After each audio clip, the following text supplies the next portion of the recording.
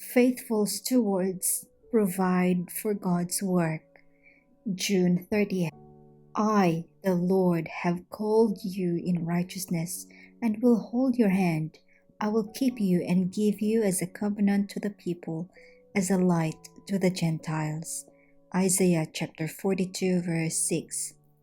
I had been shown that some people who are shrewd, prudent, and sharp in regard to the transaction of business generally, some who are distinguished for promptness and thoroughness, manifest a want of foresight and promptness in regard to a proper disposal of their property while they are living.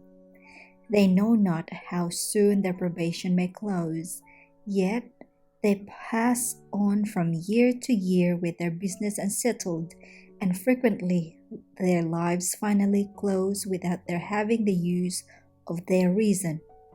Or they may die suddenly, without a moment's warning, and their property be disposed of in a manner that they would not have approved. These are guilty of negligence. They are unfaithful stewards. Christians who believe the present truth should manifest wisdom and foresight. They should not neglect the disposition of their means, expecting a favorable opportunity to adjust their business during a long illness. They should have their business in such a shape that, were they called at any hour to leave it, and should they have no voice in its arrangement, it might be settled as they would have had it were they alive. Many families have been dishonestly robbed of all their property and have been subjected to poverty because the work that might have been well done in an hour had been neglected. Those who make their wills should not spare pains or expense to obtain legal advice and to have them drawn up in a manner to stand the test. I saw that those who profess to believe the truth should show their faith by their works.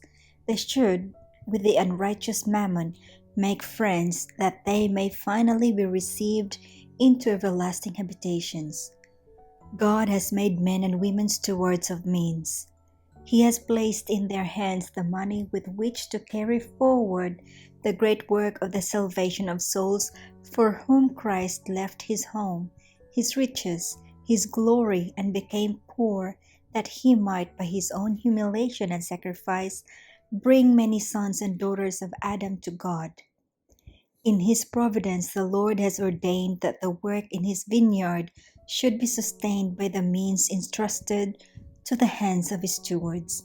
A neglect on their part to answer the calls of the cause of God in carrying forward his work shows them to be unfaithful and slothful servants.